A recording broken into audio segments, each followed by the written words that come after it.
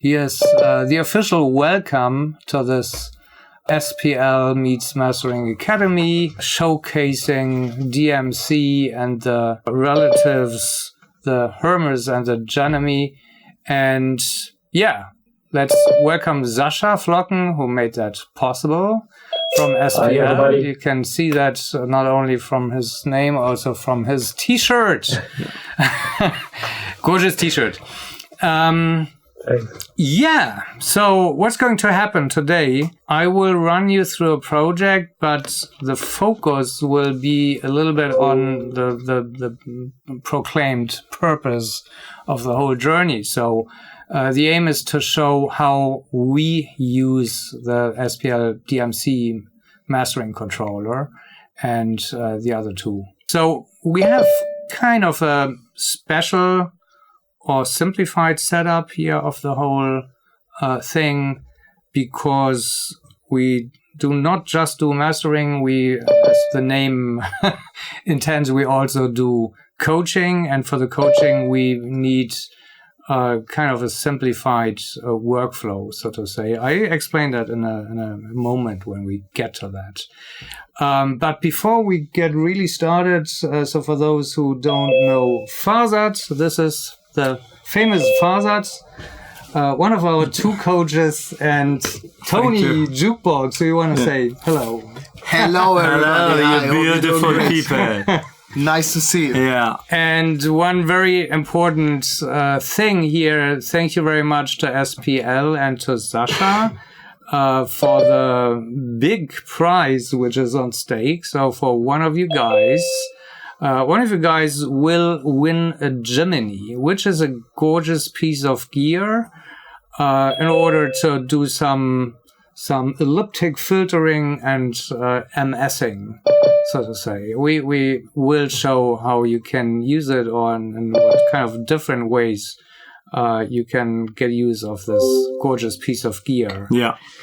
As I already said, we have a simplified setup here because we use we work hybrid basically. And it means we start preparing the master before we hit the analog chain with plugins. And then we have an insert point where the signal is sent to the DA converter. Then we go back from the DMC into the signal chain. You can see that here basically. So here's kind of the external gear insert point. This is the way how we are working. Yeah. And so basically we just need this input here, which inputs the signal from the DW into the mastering chain. And I wouldn't explain every single thing here on the hardware, because Hermann Gaye of SPL has done a gorgeous video on all the functions. So I don't want to repeat something you already know and which is already greatly produced. I just want to show off how we are using that. So then here I engage the analog chain, which is basically connected here to the DMC. If I want, I can alter the output gain of the analog chain when I want to drive harder into the AD converter.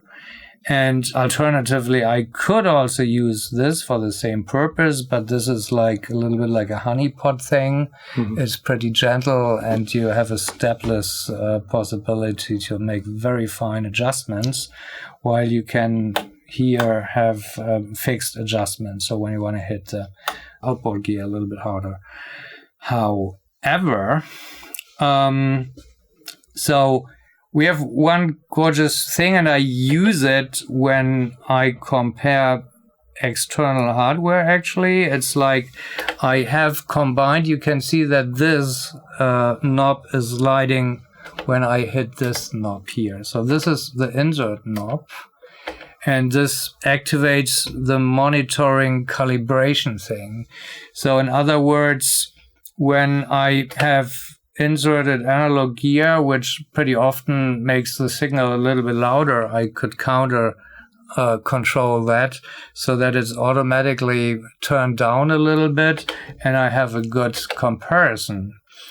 The disadvantage and the reason why I'm not using this, or we are not using this in the coaching sessions, nor I'm using it here, is because this is basically the monitor controller section, this the whole right side, and you don't listen through the monitor controller, you listen through our output. So basically you get one-to-one the signal which is printed basically.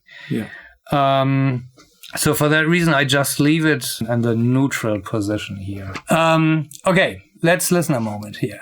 Разный вкус, цвет общества и жриц. Шепот и смех дам. Жаль, маски прячут их. Здесь маскарад и эпатаж, но вдруг весь зал затих. Музыканты сбили с ритма, воздух сексом стал пропитан. Вдруг застыла вся элита. Боже, кто же может так приковать мой взгляд, надо мной взять власть, разбудить мучительную страсть. Okie dokie. So now we've got an idea about the original mix. So I just quickly introduce metric AB. It's a great tool. It's a wonderful tool. We use it in every session actually. But the only counterintuitive thing is that B is A and A is B. So meaning B is the original we are listening to. And A is the processing, which is a little bit mind twisting. So this is A original, and every time I hit, it toggles to the next. A is the processing. So as today is more about analog gear and how to use it properly, I just A-B the few prep steps before we go into analog. So I just quickly run you to the through the most important things here. We've just done a little bit mono pre-filtering. So other than that, here's nothing active in this EQ. No. So one other thing is quite a little bit of pre-curve. So the highs and mids are pretty buried here a little bit in the mix, so quite important to create kind of a pre-balance of the mix. And I love the blue EQ because it kind of has true 3D-ishness, basically. So some EQs tend to make things flatter a little bit. And so this is an unfair advantage a little bit because it's one of the very few and rare algorithmic K stereos working on a 64-bit system. However, it sounds 10 times better than the universal audio K stereo. And basically the only thing I've done here is I have raised 1.5 dB of the ambience, nothing else. But that's quite a gig. Many people probably already know this fancy neurotechnology plugin, which makes you percept and digest music in the brain a little bit different. And it's just awesome. If you don't know it, check it out. Check it out. It's awesome. It's just great. And then I had the idea, the language has a whole lot of, on the one hand, the sibilants here, and on the other hand, this voice, harshness, harsh sounds. And I wanted to control it a little bit. I limited the maximum range here of both bands so that I just take a tiny bit away and it's working in parallel mode. So very gentle pre-treatment, basically. And I think, when I play again here, I need to hit the align button to make it sound equally loud. Equally loud, that's right. So let's play so that you know how I go into the analog world. So once again, this is important for me to prepare the material because I don't want to show the analog world ugliness. I want to take when there's this kind of stuff. I just want to take it away. I don't want to go into a compressor with that. Yeah. I think the digital world is better to make surgical things and to control little things which are uncontrolled, which is the stuff I do first. And then when I think the mix is pre-balanced, then I can go pretty nicely into the analog world. And yeah, let's listen. Избили с ритма, воздух сексом стал пропитан. Вдруг застыла вся та элита. Боже, кто же может так приковать мой взгляд, надо мной взять власть, разбудить мчительную страсть. Yeah, so you can already hear quite a bit progress and a good pre-balance. And what you can hear too, which is pretty interesting. So just as a general comment about mixes which come to mastering houses, sometimes, fortunately, mixes are just great. This is what we love. Yeah. And yeah, more often they are That's the other way. not perfectly finished, basically. And there are two kinds of not perfectly finished mixes, basically. So the one are unbalanced and the other are unbalanced too. But the difference is that this mix is unbalanced in a good way. Yes, I think so. So it has a frequency band integrity. I call that FBI check, so to say. What I mean by that is that every band has an integrity between the different elements. So it's not that the bass is 6 dB louder than the kick or vice versa, or like things in the same frequency range are kind of balanced. And this makes a imperfect mix pretty well mastering ready. Yeah. Because you can throw in tons of highs or whatsoever, but you keep the balance. Yeah. And because the proportions between the things in the different bands are quite fine. And this is here the case. I activate external FX. It's neutral. Input is unity gain. Out return is unity gain. And bam, that's it. So this is engaged already. So basically what's happening is the signal hits here, it goes back, bam, unity gain. Yeah, nothing is happening. And I would like to show off.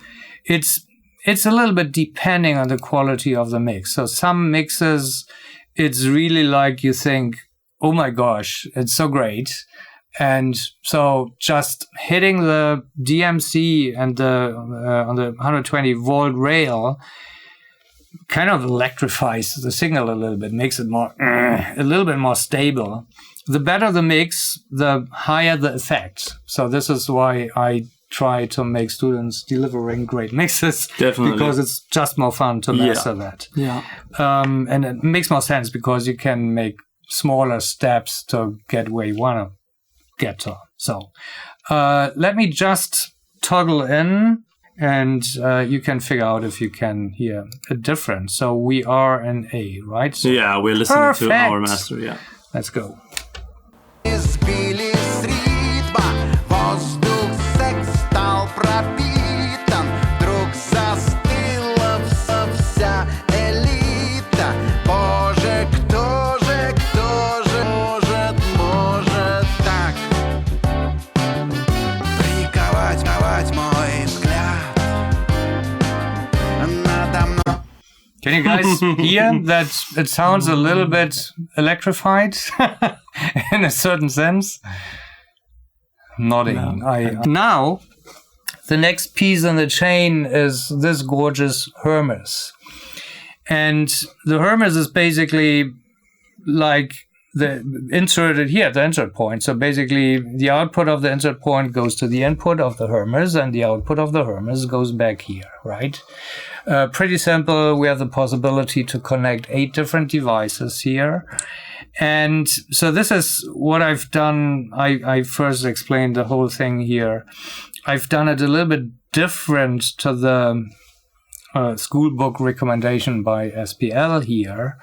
My integration of the Gemini. So this guy is the Gemini. It's the MS encoder decoder kind of thing.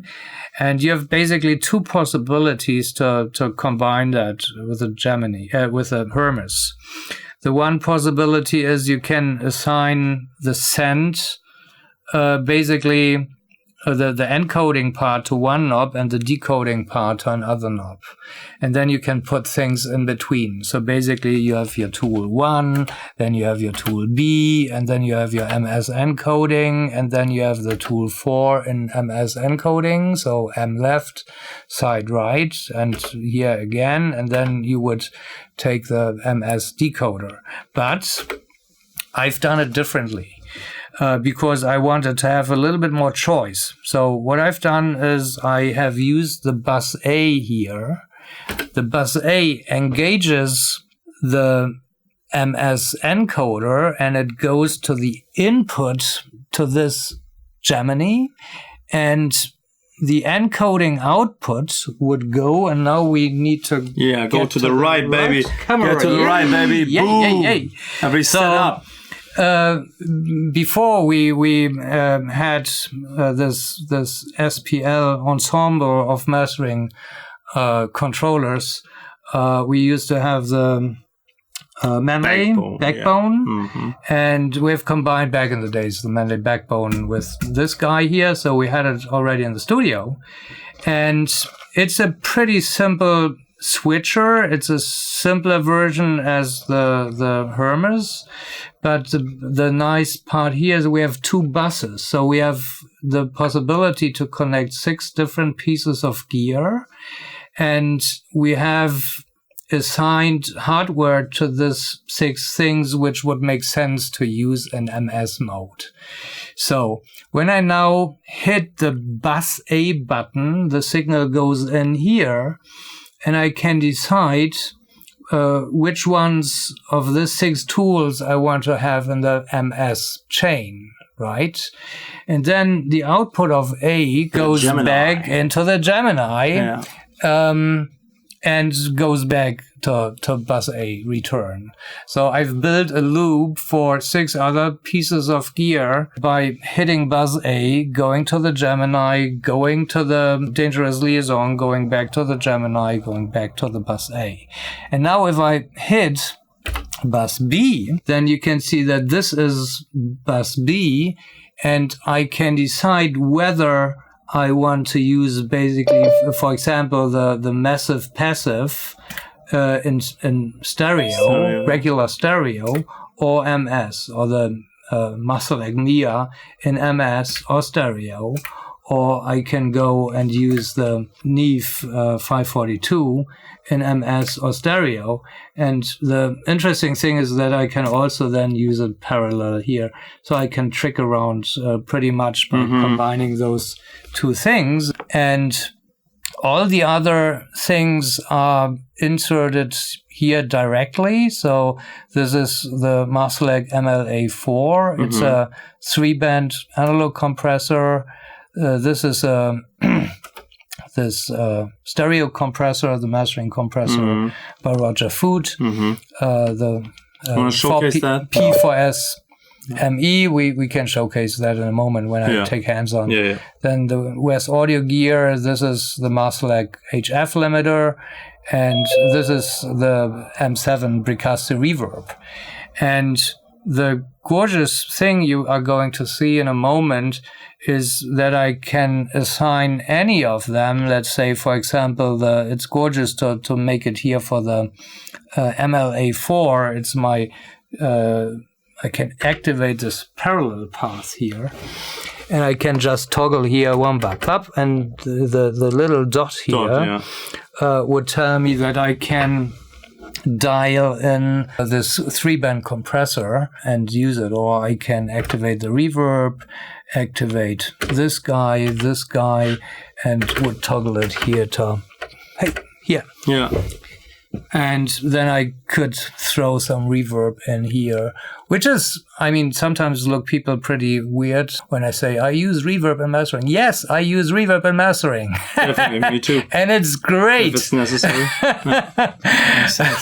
So, be not afraid of doing that. Just don't overdo that. So when you use reverb in mastering, you want to use as much as you would miss it when you switch it off, but not so much that you really can hear it. So just a tiny bit to put the things into a common room. So this makes total sense. Anyway, here I can delete everything.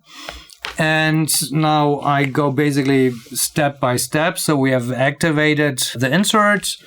I built my mastering chain. So this guy works with the original tubes from back in the 90s, kind of.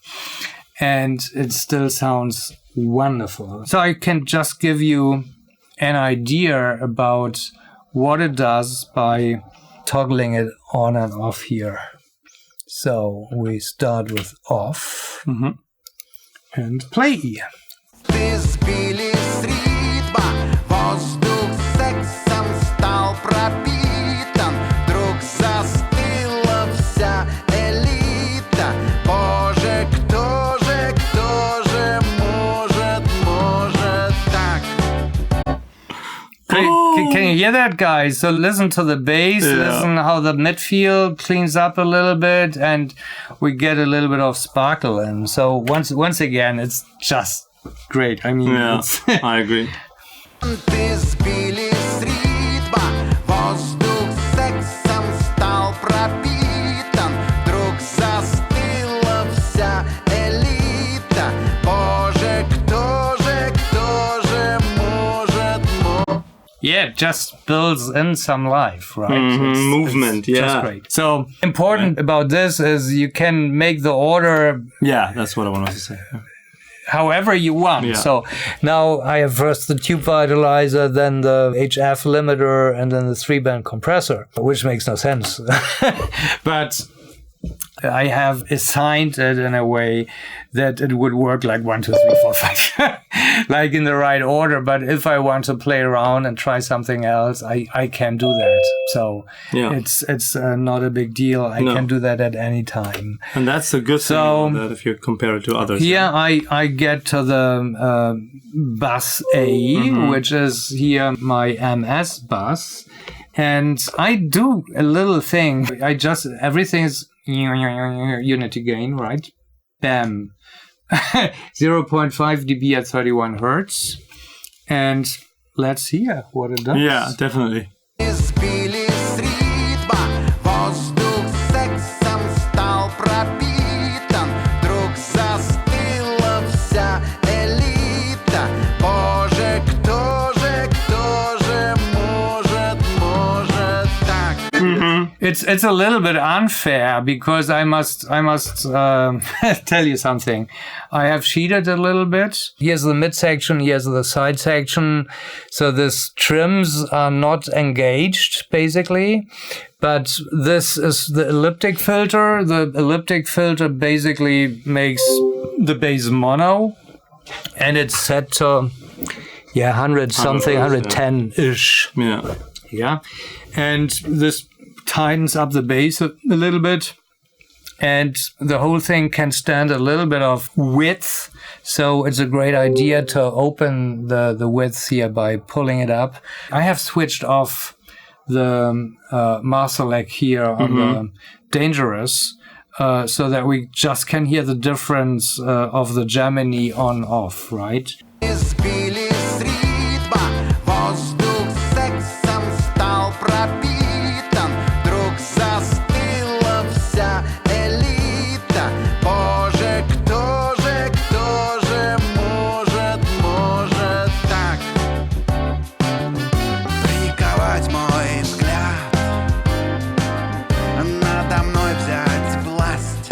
I do it once again. Listen to one thing. So listen to the size of the stage. So basically the brass stuff is all of a sudden falling into its place, basically, and the stage is getting way bigger. I start without, and it's a little bit like happening here, and when it's on, it's the stage is getting bigger. So once again.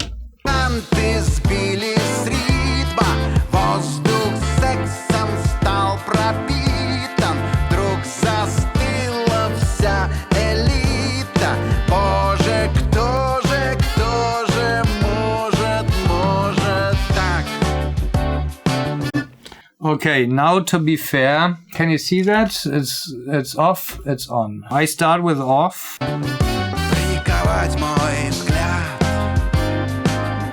надо мной взять власть, разбудить мучительную страсть. For you guys, if you ask why the heck am I just doing it here on the left knob, it's because the EQ is in MS mode, because I have I control it through the Gemini MS encoder, and this is just the M channel basically, and I just want to have a little bit of the low end emphasize on the M channel, and I do nothing on the right channel. Basically, I can leave it off here. If I can add something, that's a good thing. If you think about that EQ, how much more expensive that EQ now gets by implying a Gemini, because now it's in MS. You can do both. Yeah. Stereo and MS. It's a real big enhancement. Big possibilities. Absolutely. Yeah. Engage the massive passive. It's also MS, the same thing. What I did, I further wanted to emphasize the highs to pull out the singer a little bit. I have dragged in a little bit of highs at 10K here, and I love to use the high band here in the 27K mode, and I just use it as a bell in the broader setting, and I do the same for the left and for the M and the S. But on the S, there's no 10K enhancement because I just need it on the M signal, basically. На словах у всех, в каждом шаге грех. Я этот шок переживал, застыл, прожил, дрожал. В воздухе повис ароматный бриз, смотря на Yay! Massive passive, yummy EQ. So now we take the P move. What the heck is the P move? So I've unlinked left and right to create a little bit more of stereo fuzziness. And I just hit it as I would hit a Fairchild a little bit. So ratio is the lowest one. I have dual release time on 1 second. And that's it basically.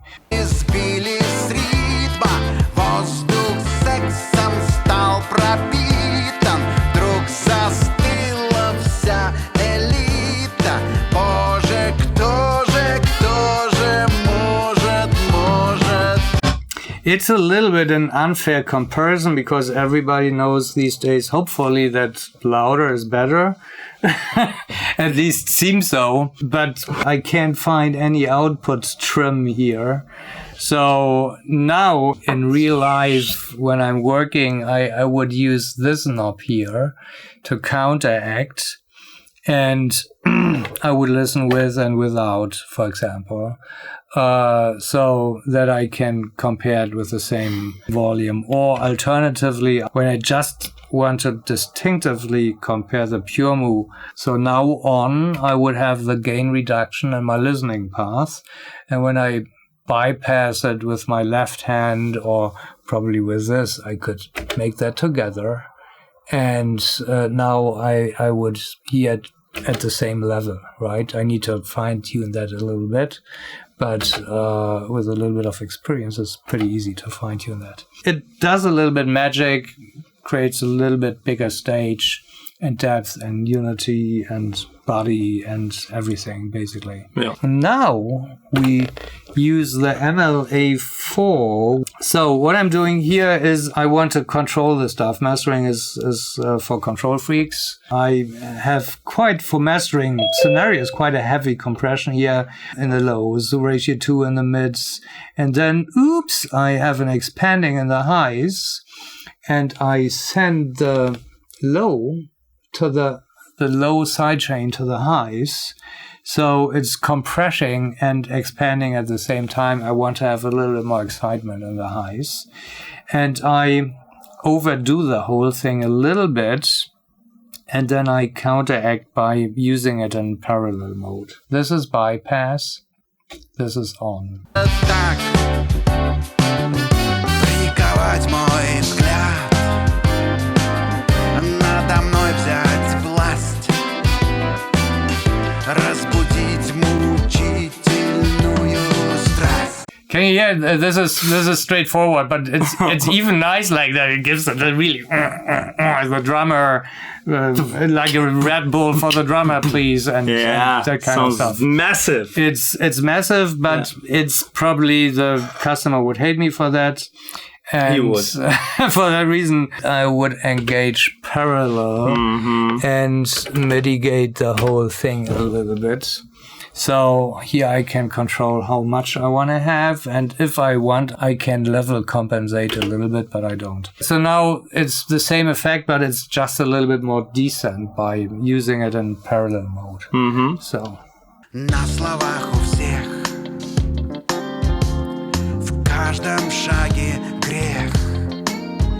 Я этот шок переживал, застыл, прожил, дрожал. Yay! We can, it's working. Yeah, that's what friends are for. So basically, the last serious guy here in my chain is the 4PSME. Oh yeah, Yay! Yeah, one of the best. And there is. So where are you here? The 4.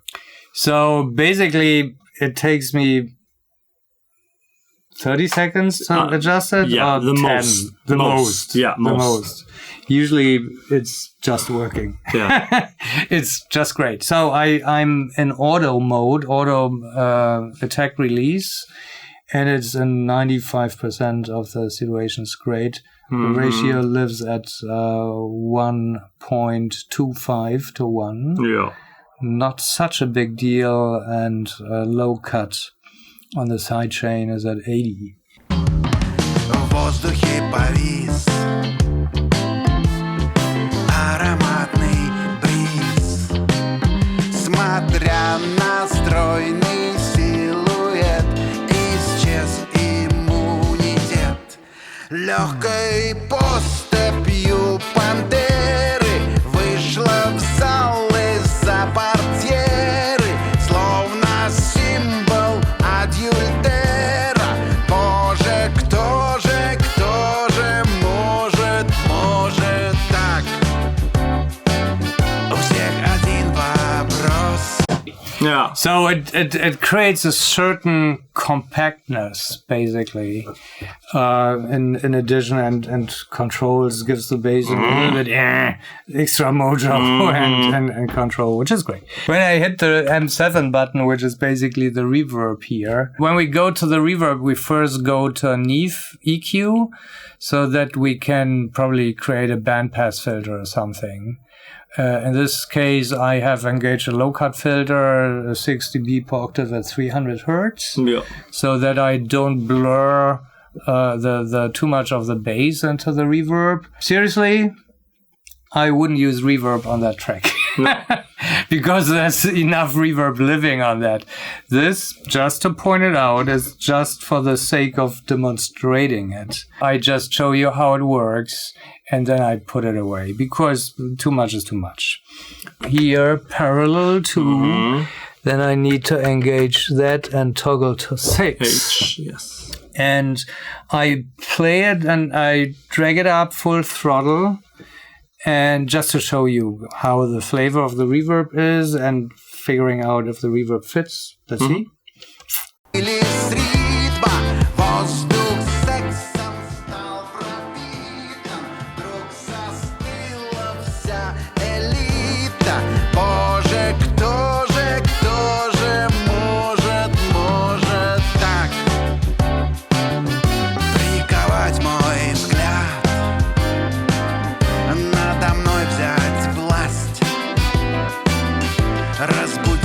probably I would leave it. It's great. Sounds ridiculous, man. Mid-range. Could you make out the difference? So the enhanced depth, etc. So it's not blurring and so forth. So now I would love to make an level compensated AB Makes totally to the sense. point where we So are. we're going to the left currently. side here.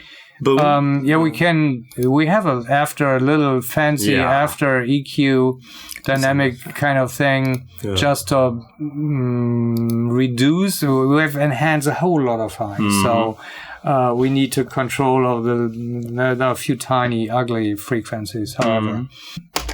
Сам стал пропитан, вдруг застыла вся элита.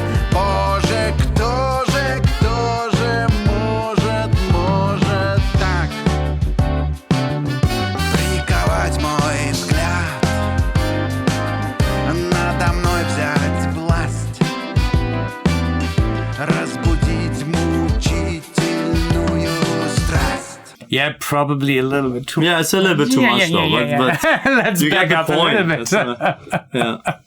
But I mean, it's a different thing. It gives more like this big band feeling. So before it was really like a big band fit into a tiny overdamped eggshell isolated rehearsal room, and now all of a sudden it's living on a big stage. So quite a nice example how far you can go. Yeah. Also quite a great example about how great it is to have all the nice toys at direct access and to have the different opportunities to toggle the order, to use random things in parallel. And it's crazy fast. So when the mix is great, it's basically in the time where you listen once through the song, you can basically set up everything and you are almost at 90% after the 3 or 4 minutes listening to the song of what you need to do in the mastering. And this is just great.